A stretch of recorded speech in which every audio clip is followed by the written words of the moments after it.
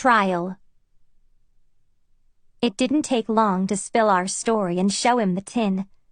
He reached inside, letting the pink dust trail through his fingers. The card he handled carefully. "You say you've had this item for some time?" The word keeper glared at three of us, as if we were guilty of stupidity at least. Stone explained. "We traded it together and agreed we'd open it on 15's, Deuce's naming day." "So you had no idea of the contents before now?" "No, sir," I said.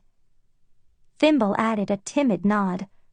Her limp made her self-conscious, as the Enclave seldom permitted such imperfections. But hers was minor and didn't impede her performance as a builder. In fact, I'd say she worked twice as hard, not wanting anyone to feel they'd made a mistake about her. "Are you willing to swear?" the word keeper asked. "Yes," Thimble said. "None of us had any idea what it held." They fetched copper from the kitchens, and she witnessed. The word keeper growled as he took the document into evidence. "Get out, all of you. I'll let you know of my decision in due time." I felt sick as we went back to my room. I wanted to show them where it was anyway. Stone could enter with Thimble present as a chaperone. Like in the old days in the brat dorm, we flopped onto the pallet together. Stone sat between us and wrapped an arm around each of us.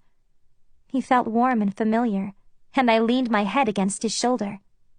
I wouldn't let anybody else touch me like this, but he was different. We were bratmates, practically related. "It'll be fine," he said. "They can't punish us for something we didn't do." Looking at the pleasure in Thimble's face as she nestled against him, I wondered if she might do better as a breeder. But the elders wouldn't let her, even if she'd wanted to. Nobody wanted imperfections passed on, even the small, harmless ones. "He's right," she agreed. I nodded. The elders looked after us. Certainly, they had to consider the matter, but once they'd studied all the facts, no harm would come to us. We'd done the right thing and turned the paper over as soon as we found it. Absently, Stone played with my hair. For him, it was a simple instinct. Touching wasn't forbidden to breeders. They hugged and patted so easily, it alarmed me.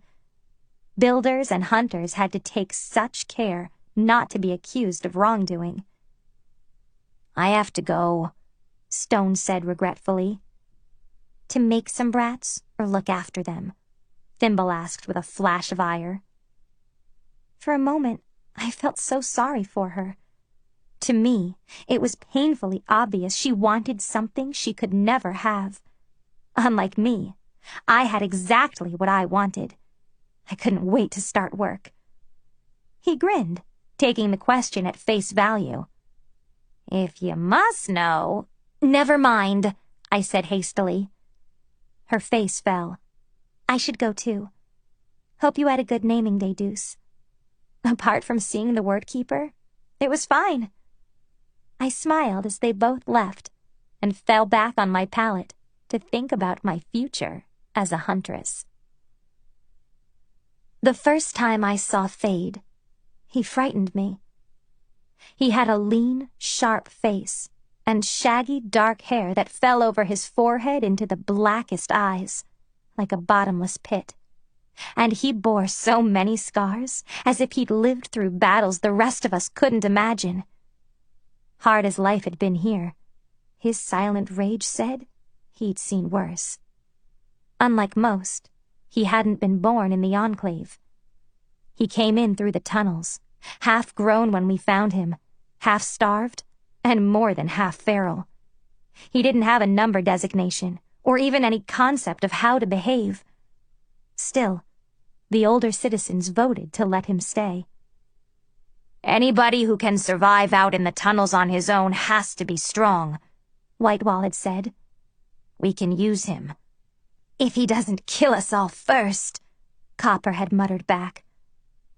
Copper was second oldest at 24, and she served as mate to Whitewall, though it was a fluid arrangement. She was also the only one who dared to backtalk him, even a little bit. The rest of us had learned to mind. I'd seen people exiled because they refused to obey the rules. So when Whitewall decreed the stranger stayed, we had to make it work. It was a long while before I actually set eyes on him. They tried to teach him our ways, and he spent long hours with the word keeper. He already knew how to fight. He didn't seem to know how to live with other people, or at least he found our laws confusing. I was just a brat at the time, so I wasn't involved in his assimilation. I was training to become a huntress.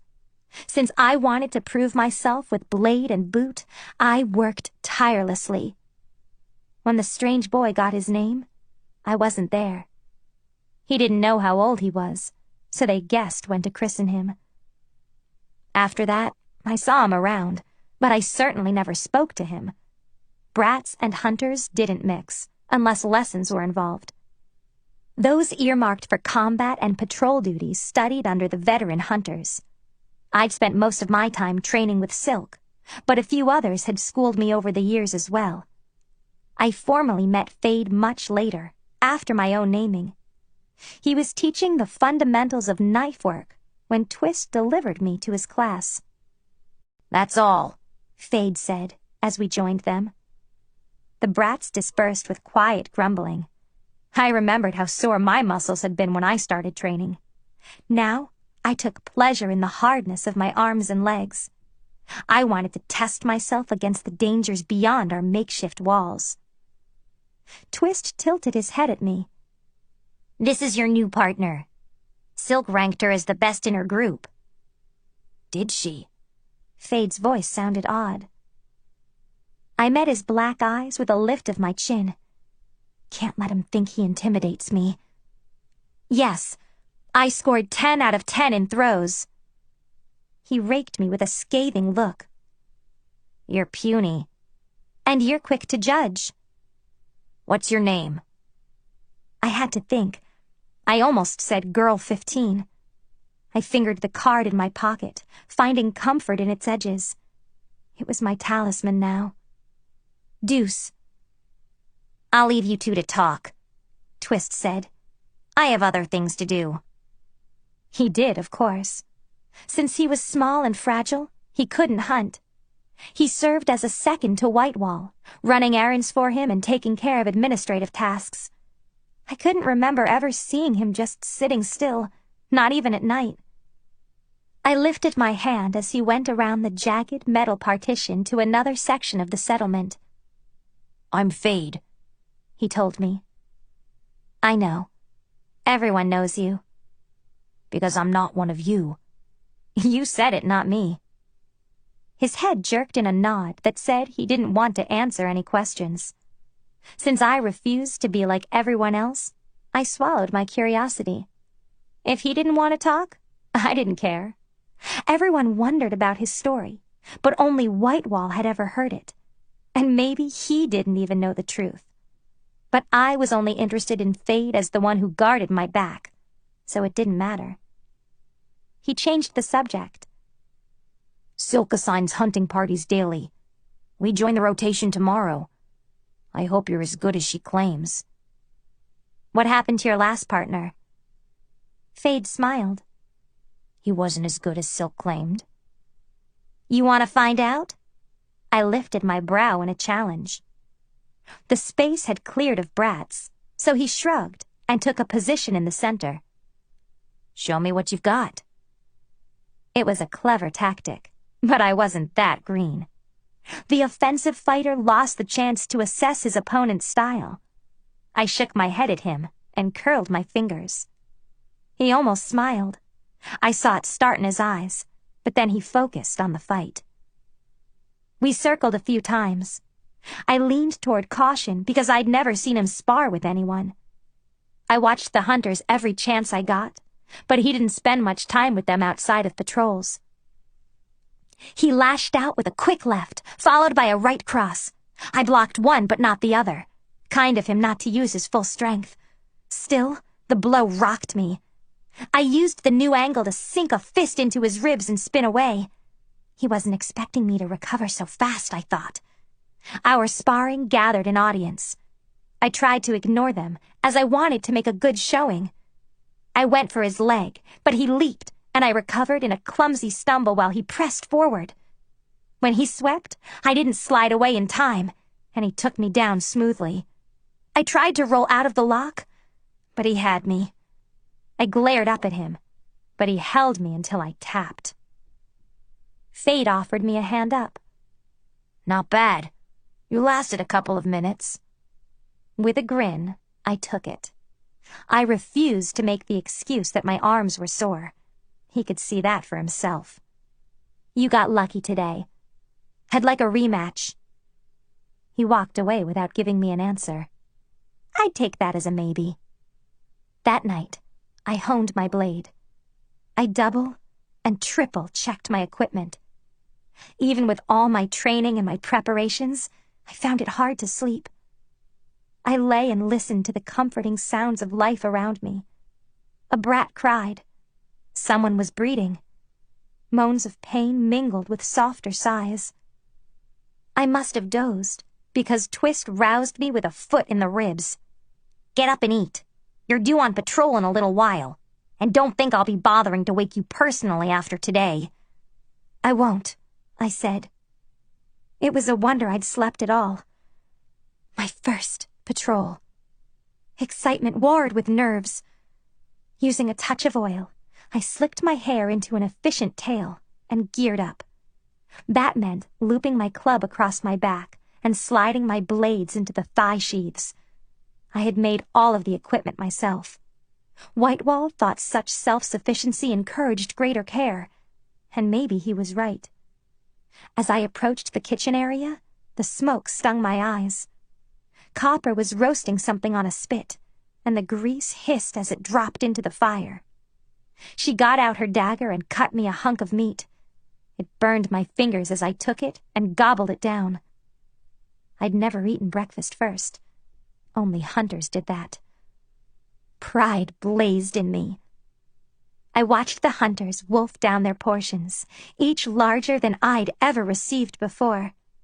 They all looked hard and ready, not nervous at all. I glanced around for Fade and found him eating alone. The others didn't talk to him. Even now, he was an outsider, still regarded with subtle suspicion. As we finished our food, Silk stepped up onto a table. "There have been sightings closer to the Enclave than we want." A male hunter whose name I didn't know asked, "Freaks?" A shiver ran through me. Freaks looked almost human, and weren't. They had lesions on their skin, razor-sharp teeth, and claws instead of fingernails. I'd heard you could detect them by smell, though in the tunnels, that could be hard. It already smelled of 100 things down here, only half of them good. But Twist had told me freaks stank like carrion meat. They feasted on the dead, but they would eat fresh meat if they could get it. We had to make sure they didn't. Silk nodded. "They're getting bolder. Kill any you come across." She held up a cloth sack. "Your goal today is to fill this bag with meat. As long as it's not freak, I don't care what you put in it. Good hunting." The others headed out. I cut through the throng and headed for Fade. He looked even scarier than he had the night before. He might not be more than a couple of seasons older than me, but it was a lifetime of hunting experience. His weapons shone, a reassuring sight. For all I wanted to prove myself, I also wanted a partner I could count on. I would be stupid not to worry that his last one had died out there. Maybe someday he'd tell me the circumstances. "Let's do this," he said. I followed him through the kitchen area and into an adjunct tunnel. Long ago, we'd erected barricades in key points, preventing an easy flow to our main settlement. We exited through the east blockade, and it required me to scramble using my hands and knees before I got past the rubble. To my eyes, it needed shoring up again with new salvage, but that was builder work. beyond the light of the Enclave. It was dark, darker than I'd ever seen. It took my eyes long moments to adjust. Fade waited while I made the shift. We hunt like this? Nobody ever told me. Primitive fear scuttled up my spine. Light attracts freaks. We don't want them to see us first. Reflexively, I checked my weapons as if mentioning the monsters could bring them slavering out of the murk. My club slid free cleanly. I put it back. Likewise, my knives found my palms in a smooth motion. As we moved, my other senses compensated. I had done visual deprivation as part of my training, but I hadn't understood just how much I would need that skill out here. Now, I was glad I could hear him moving ahead of me, because I could make out only vague shadows. No wonder hunters died. Ahead of me, Fade checked the various snares. A couple yielded meat. Another partner might have put me at ease. He left me trailing in the darkness and the silence. Fine. I could handle myself. I wasn't scared. I told myself that right up until we made a left turn, and I heard noises in the distance. Wet, sucking sounds echoed, so I had no idea how close they really were. The ground roughened beneath my feet, broken metal and chunks of stone. Fade melted into the dark, going toward danger. Because it was my job, I followed. We came to a crossing where 4 tunnels connected. Above, the ceiling had cracked and fallen, leaving debris everywhere. Sickly light trickled in from a great distance, speckling everything with a peculiar glow. And I spotted my first freak. Because we moved as silently as twin knives, the monster hadn't seen or heard us yet. It crouched over a dead thing, tearing raw flesh with its teeth. There would be more nearby. In my lore classes, they'd told us freaks ran in packs. Fade made a silent gesture, telling me he would take this one. I should watch for the rest. A lift of my head confirmed my understanding of the plan. He went in, lean and deadly, and ended the creature with a lightning-fast spike of his blade. It shrieked, likely alerting the rest. The death call carried like a mournful song. Movement to the north drew my eye. We had 2 more incoming at a dead run. Instinct kicked in, leaving me no space for fear. My knives slipped into my hands. Unlike most hunters, I could fight with 2 at the same time. Silk didn't lie. I am the best of my group. I told myself that as the first freak slammed into me. But I greeted it with an upward slash and an outward thrust with my left hand. Hit the vitals. Go for the kill shot. I heard Silk's voice in my head telling me, every moment you spend fighting this thing drains energy you won't have later when you need it most. My blade bit into rank, spongy flesh and slammed through bone. I shook my head mentally. Too high. I didn't want the rib cage. It howled in pain and raked its filthy claws toward my shoulder. This wasn't like training. This thing didn't use moves I knew. Grimly, I countered with my right hand. I wished I had the leisure to watch Fade, assess his style. But this was my first real fight, and I didn't want to come out of it looking worse than an untrained brat. It mattered that I earned my partner's respect. My leg lashed out, and I combined the kick with an angled knife thrust. Both connected, and the freak went down, gushing foul blood. It didn't look like ours. Darker, thick, and fetid. I popped it in the heart with my left hand and danced back to avoid getting clawed while it was in its death throes. Fade finished faster than me. To be expected, I supposed, given his greater experience. I cleaned my knives on the rags the freak wore and slid them back into their sheaths. Now I understood on a visceral level why the hunters spent so much time caring for their weapons. I felt like I might never get the stain off the metal. Not bad, he said at last. Thanks. I'd done it. I was officially blooded. As much as the new scars on my arms, That marked me as a huntress. My shoulders squared. We left the 3 corpses. Horrible as it sounded, other freaks would eat them. They had no care for their dead. They did not attack each other, but otherwise, anything in the tunnels, living or dead, offered fuel for their endless appetites. By comparison, the rest of our patrol passed with relative ease.